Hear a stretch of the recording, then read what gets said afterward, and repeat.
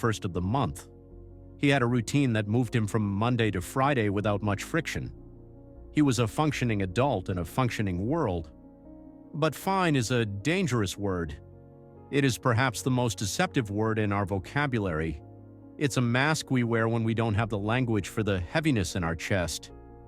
It is the beige paint we cover our walls with so no one sees the cracks. Every night, as the city noise died down and the distraction of the workday faded, a quiet tension would move into Joshua's apartment. It wasn't the panic of losing everything. It wasn't a scream.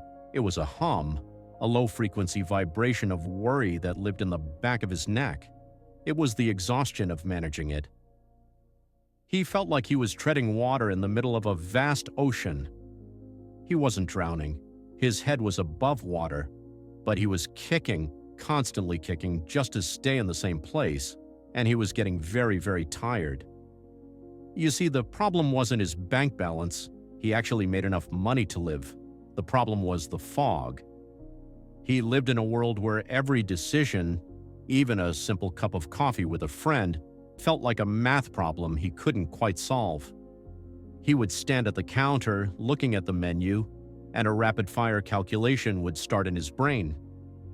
If I spend these $5 now, what does that do to next week? Do I have this? I think I have this. But what about the phone bill? He didn't know the answer, and because he didn't know, every choice felt like a threat. Joshua was a ghost in his own finances. He checked his accounts constantly, sometimes 3 or 4 times a day. He would pull out his phone in the elevator, refresh the banking app, stare at the number, and then put it away. 10 minutes later, he would do it again. But checking isn't the same as knowing, and staring isn't the same as seeing. He knew the numbers, but he didn't trust them. He lived in the calculating phase of life. He would say to himself, if I buy this today, can I pay that on Tuesday?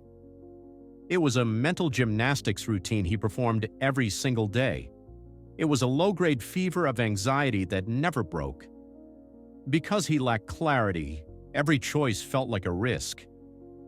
This is the weight no one sees. The mental energy spent wondering where you stand. It follows you into your sleep.